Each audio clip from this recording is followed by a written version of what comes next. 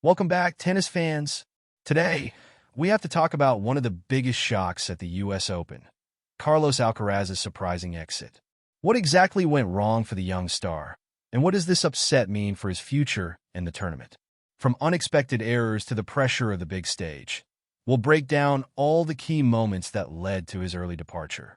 But before we dive into the details, make sure to hit that like button, subscribe to our channel, and turn on notifications so you don't miss any of our tennis coverage. Let's get into it. After a dominant summer that saw him win the titles at the French Open and Wimbledon, becoming just the sixth man to win both in the same season, Carlos Alcaraz was handed his earliest exit at the U.S. Open with a 6-1, 7-5, 6-4 loss to world number 74 Botic van de Zandschulp. Playing in the second night match on Arthur Ashe Stadium in front of a lively crowd, the third-seeded Alcaraz was the heavy favorite to win, and van de Zandschulp acknowledged he would have to play his best tennis ahead of the match to have a chance. Hopefully he's not 100%, he joked with ESPN's Brad Gilbert. I need a little help tonight. But while he showed no signs of any physical ailments, Alcaraz was flat from the start, and van de Zandschulp seized the opportunity. He then managed to stave off Alcaraz's attempts at a comeback, winning in 2 hours and 19 minutes. When it was over, van de Zandschulp showed the slightest hint of a smile before shaking hands with Alcaraz at the net. "I'm a little bit lost for words," he told ESPN's Mary Jo Fernandez on court moments later. "It's been an incredible evening here. First night session for me on Arthur Ashe. Crowd was amazing, so thank you for that. Yeah, unbelievable night." Alcaraz became the first men's player seeded in the top 3 to lose before the end of the second round at the U.S. Open since 2006. So, what just happened, and what does it mean for the rest of the tournament? Here are some key takeaways from Thursday's shocking upset. The busy schedule and surface changes might have caught up to Alcaraz. A 4-time major champion at just 21, Alcaraz has made winning major titles look easy. But spoiler alert, it's anything but.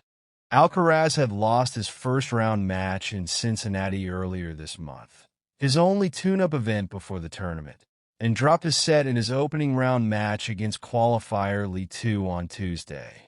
Having gone from clay to grass, and then back to clay for the Olympics before the start of the hardcourt season, Alcaraz said it had taken its toll, and the grind of the intense summer schedule had caught up with him.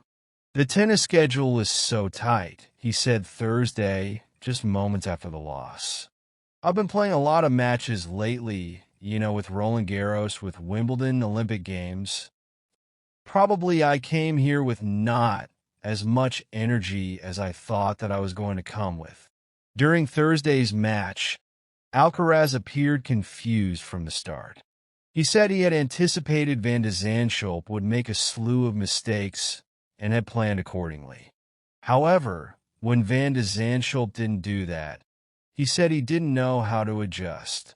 "I didn't know how to manage that, how to deal with it," Alcaraz said. "I couldn't increase my level."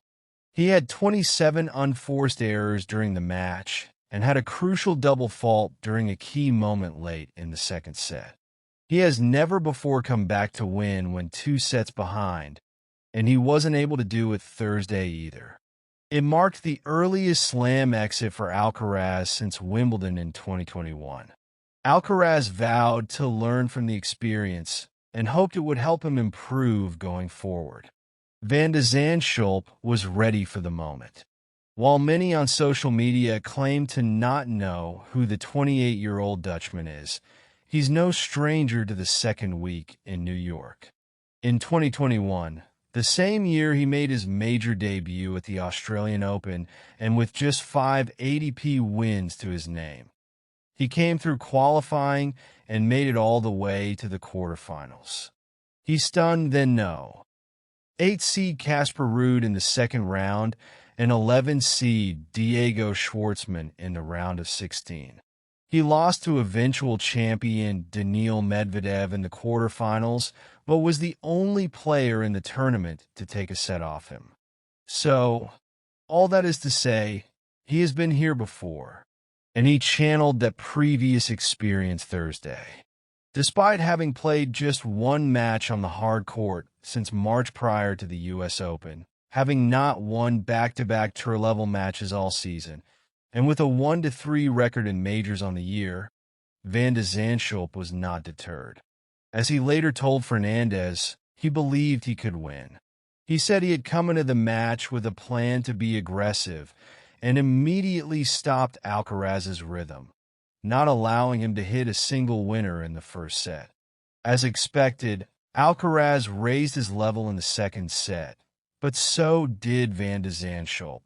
Overall, he won 28 of 35 net points, had 22 winners, and according to Alcaraz, simply gave away very few free points. He played great. He played really good tennis, Alcaraz said. Van de Zandschulp later confessed he was nervous but outwardly showed few signs of it, rarely displaying emotions of any kind. Of course, I had some nerves, but I think if you want to beat one of these guys, you have to be unbelievably calm and keep your head there, Van de Zandschulp said. Otherwise, they take easy advantage of it. It was his 7th win over a top 10 opponent and first in a major.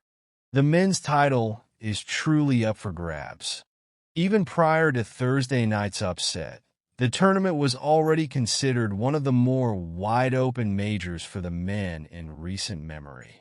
Alcaraz was a slight betting favorite to win the trophy, with defending champion Novak Djokovic and world number 1 Jannik Sinner right behind him in the odds.